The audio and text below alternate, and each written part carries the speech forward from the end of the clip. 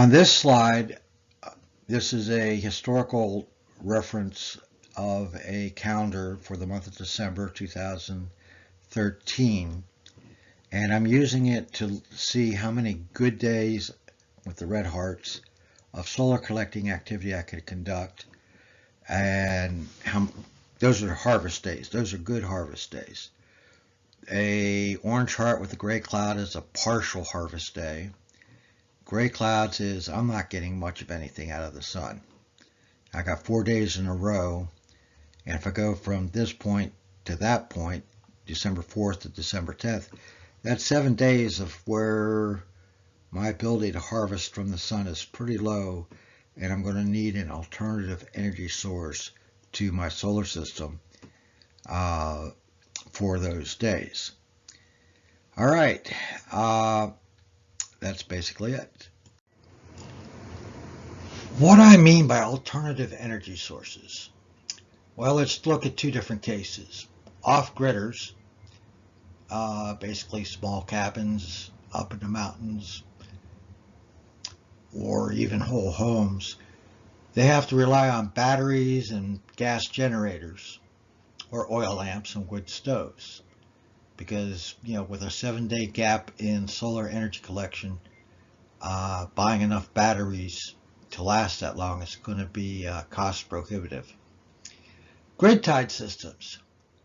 You're going to need a huge grid-tied battery like the Tesla battery system in Australia.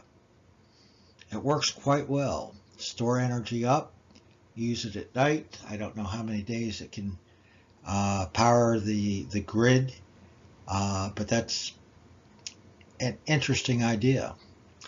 An alternative and more cost acceptable is you go back to your fossil fuel generation, meaning you use oil, gas, and coal.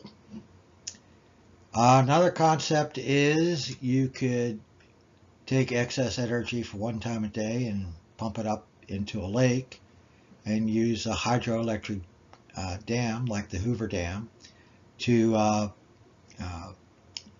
keep your energy cycle going. Or you can increase your nuclear power generation. Weather forecasting is pretty good nowadays.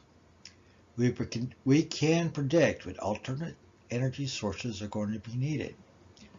Power plant operators should already know the time it takes to spin up the power plants before the big storms. Recently we had a snowstorm with thick clouds covering half the United States, from Mississippi to the Atlantic Ocean, for 2 whole days. Okay, the smart grid concept of taking energy from the west and pumping it into the east, I just don't think it's going to work.